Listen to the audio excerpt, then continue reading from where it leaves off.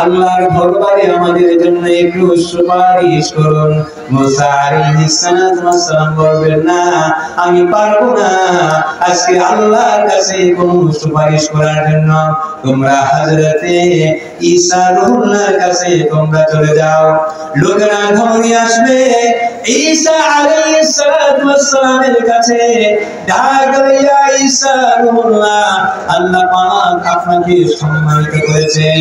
ওগো ঈসা, আজকে হাসরের ময়দানে আমরা পেরেশান হয়ে গেছি। আল্লাহর দরবারে আমাদের জন্য একটু সুপারিশ করুন, আমাদের জন্য একটু কথা বলুন। ঈসা আলাইহিস সালাম বলবেন, আমি পারবো না। আজ এই হাসরের ময়দানে আল্লাহর সাথে কেউ কথা বলতে পারবে না। একজন মাত্র ব্যক্তি আছে, তোমরা মুহাম্মদুর রাসূলুল্লাহ সাল্লাল্লাহু আলাইহি সাল্লামের কাছে চলে যাও, তিনি ছাড়া আজকে আর কেউ কথা বলতে পারবে না। সুবহানাল্লাহ। লোকেরা দৌড়ে আসবে, ইয়া রাসূলুল্লাহ, নবী গো, এই হাসরের ময়দানে আমরা পেরেশান হয়ে গেছি, সবার কাছ থেকে শূন্য হাতে ফিরে এসেছি। ইয়া রাসূলুল্লাহ, এই কঠিন হাসরের ময়দানে আল্লাহর কাছে আমাদের জন্য একটু সুপারিশ করুন। আমার নবী বলবেন, আচ্ছা এই কাজ আমার জন্য। সাথে সাথে আরশে আজিমে আমার নবী সিজদায় পড়ে যাবে। সুবহানাল্লাহ। আমার নবী যখন সিজদায় পড়ে যাবে, আল্লাহর রহমতের দুয়ারে জুস এসে যাবে। আল্লাহর রহমতের দুয়ারে এবার দয়ার মায়ার জুস এসে যাবে। আমার আল্লাহ ডাক দিয়ে বলবেন, ইয়া মুহাম্মদ ইরফা রাসি, নবী গো, বন্ধু গো, সিজদা উঠাও। আমি তো তোমাকে ওয়াদা করেছিলাম, ওয়ালা সাউফা ইউতিকা রাব্বুকা ফাতারদা। নবী গো, আমি এমন একটা উপহার তোমাকে দেব, যে উপহার পেয়ে তুমি রাজি হয়ে যাবে, খুশি হয়ে যাবে, আনন্দিত হয়ে যাবে। ওগো বন্ধু, সেই উপহার আজকে আমি তোমাকে দেব। ওগো আমার বন্ধু, ইরফা রাসি, মাথা উঠাও। মাকামে মাহমুদ, আমার সেই মাকামে মাহমুদে আবার সেই সম্মানিত আমার পাশে আসন গ্রহণ করুন। ইয়াসফাউনি, আপনার উম্মতের জন্য আমার কাছে সুপারিশ করুন। আমি আজকে পারমিশন দিলাম, অনুমতি দিলাম, আমি আপনার সুপারিশ কবুল করে নেব। সুবহানাল্লাহ। আমার নবী তার উম্মতগুলোকে আল্লাহর দরবারে হাজির হয়ে করে দিবেন। মা আয়েশা সিদ্দিকা রাদিয়াল্লাহু তাআলা আনহা বললেন, ইয়া রাসূলুল্লাহ, নবী গো, কাল হাসরের ময়দানে আপনি কেমন করে চিনবেন এটা আপনার উম্মত? ইয়া রাসূলুল্লাহ, কাল হাসরের ময়দানে শুধুই তো আপনার উম্মতরা থাকবে না, আদম থেকে শুরু করে ঈসা রুহুল্লাহ পর্যন্ত, কিয়ামত পর্যন্ত যত মানুষ আসবে, সমস্ত মানুষ তো হাসরের ময়দানে থাকবে। এতগুলো মানুষের ভিতরে আপনার উম্মতকে আপনি কেমন করে চিনবেন? আমার প্রাণের নবীকে বললেন, আয়েশা গো, ওই মাঠের ভিতরে যদি অনেকগুলো উট থাকে, আর এই উটগুলোর ভিতরে যদি কয়েকটা ওদের কপালে যদি চার থাকে, ওই চারগুলা উটগুলোকে বের করা যাবে কিনা? আয়েশা বললেন, ইয়া রাসূলুল্লাহ, সহজেই বের করা যাবে।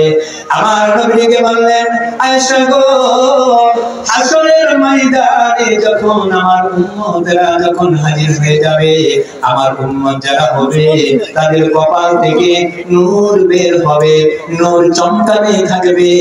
ওই নূর দেখে দেখে আমি বুঝতে পারবো এটা আমার উম্মত, আর উম্মত গুলোকে আমি আমার আল্লাহর দরবারে হাজির করে দেব। সুবহানাল্লাহ। আমার নবী আল্লাহর দরবারে আল্লাহর সামনে উম্মত গুলো হাজির করে দিবে।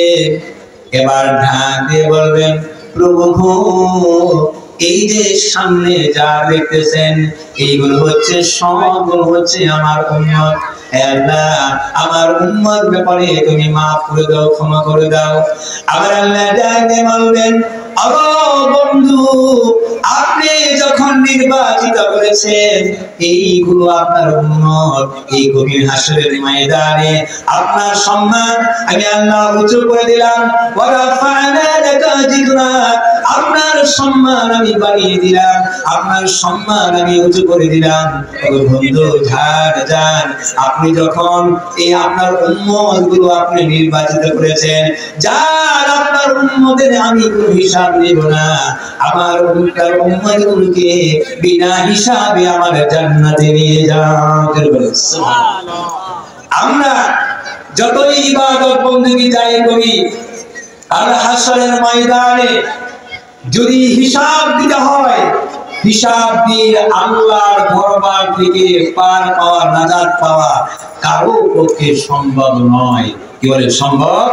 আমাদের নামাজ, আমাদের রোজা, আমাদের ইবাদত যাই থাকুক না কেন, হিসাব দিয়ে আল্লাহর দরবার থেকে আমরা কেউ নাজাত পেতে পারবো না।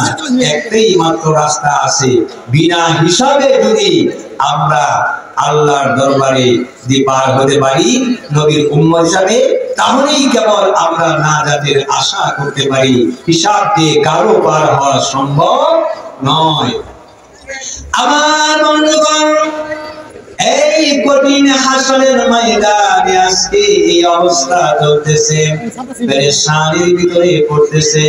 এই অবস্থায় একজন ফেরেশতা বলবে, ইয়া রাসূলুল্লাহ, নবী গো, আপনার উম্মত জাহান্নামের দিকে যাইতেছে। সুবহানাল্লাহ।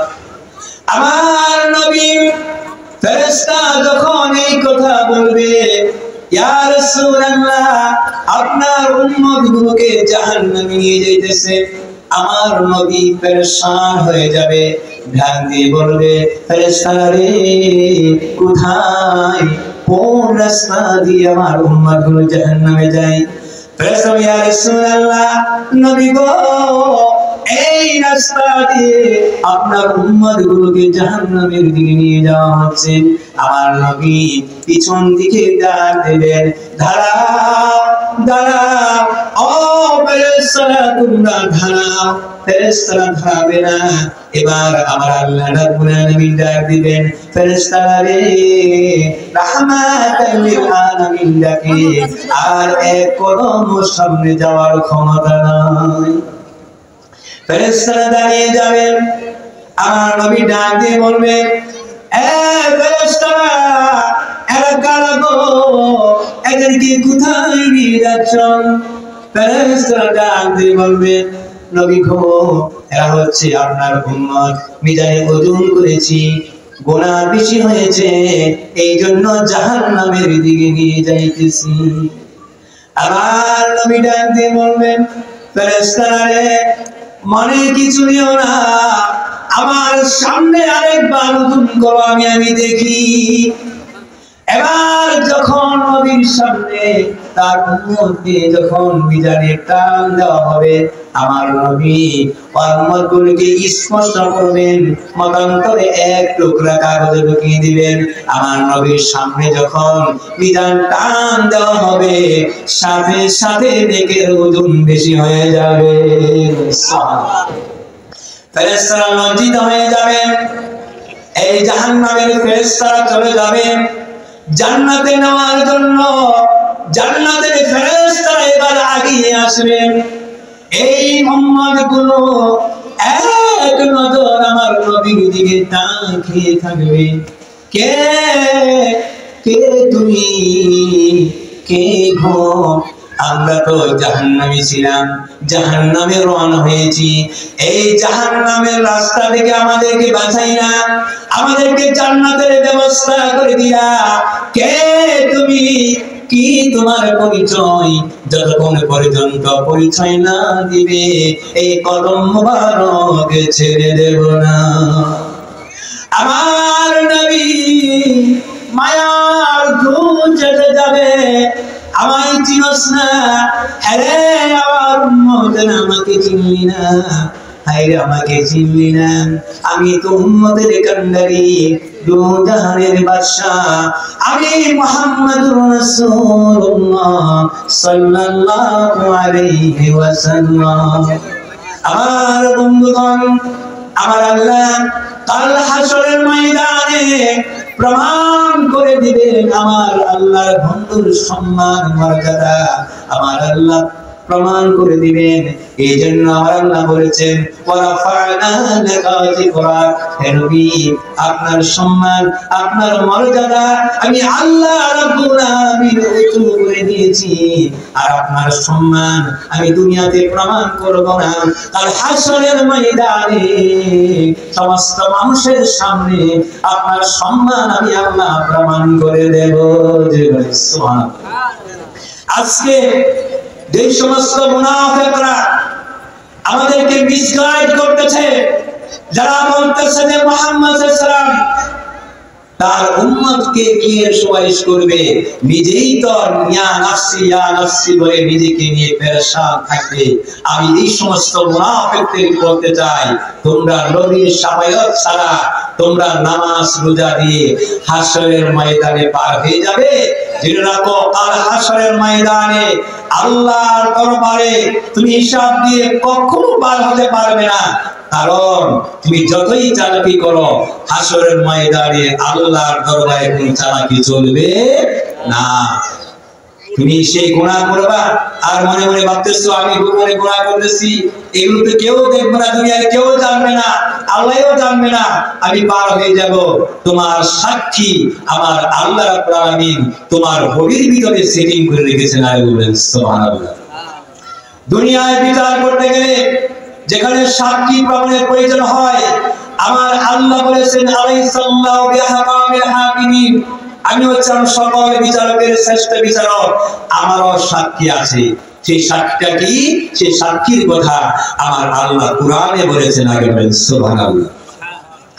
আমার আল্লাহ রাব্বুল আলামিন হাসরের ময়দানে বান্দাকে জবান বন্ধ করে দিবেন।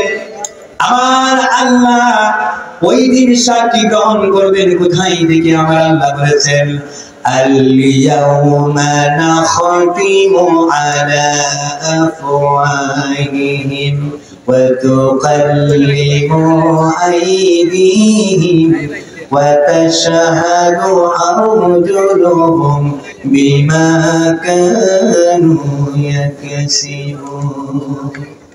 আমার আল্লাহ মুখের জবানকে আল্লাহ পাক বন্ধ করে দিবেন। আল ইয়াউমা নাখতিমু আলা আফওয়াহিহিম, মুখকে বন্ধ করে দিয়ে ওয়া তুকাল্লিমু আইদিহিম, হাতের সাথে আমার আল্লাহ কথা বলবেন। কি বলেন? হাতের সাথে কি আমার আল্লাহ কথা বলতে পারবেন না? অবশ্যই পারবেন।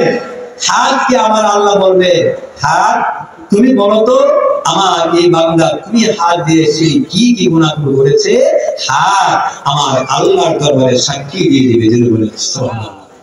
শুধু হাত সাক্ষী দিবে না, ওয়াতাশহাদু আরজুলুহুম, তোমার পাও সাক্ষী দিবে। এই পাও দিয়া হাইটা গিয়া তুমি যে সমস্ত কাজগুলো করেছো, তোমার হাত ওই দিন সাক্ষী দিবে, তোমার পাও সেদিন সাক্ষী দিবে। আর হাত এবং পাও ছাড়া তুমি দুনিয়া থেকে কোনো কাজ করতে পারবে কখনো সম্ভব নয়। হাসরের ময়দানে আমরা যতই কিছু করি, নবীর শাফায়াত ছাড়া, নবীর সুপারিশ ছাড়া কারো পক্ষে হাসরের ময়দানে নাজাত পাওয়া সম্ভব নয়। আপনি কিভাবে নাজাত পাবেন? আপনার প্রত্যেকটা জীবনের আমল, আপনার জীবনের প্রত্যেকটা কাজ, সব কিছু আমার আল্লাহ সবিসহ রেকর্ড করে রাখতেছেন। যিনি বলেন সুবহানাল্লাহ। আমার বন্ধুগণ, এই দুনিয়ার জমিনে আমরা জন্ম থেকে মৃত্যু পর্যন্ত দিনের আলোতে রাতের অন্ধকারে যা কিছু করতেছি, যা কিছু বলতেছি, আমাদের জীবনের সবগুলো কথা আমার আল্লাহ রাব্বুল আলামিন ছবি সহ আমাদের কথাগুলো রেকর্ড করতে রাখতেছেন। সুবহানাল্লাহ।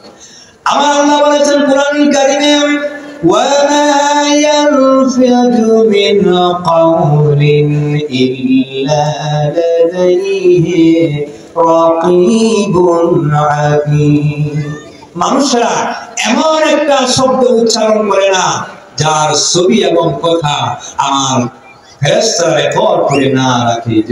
সুবহানাল্লাহ। তাহলে আমাদের ছবি আমাদের কথা সব কিছু রেকর্ড করে আমার আল্লাহ রাখতেছে। সব কিছু রেকর্ড হয়।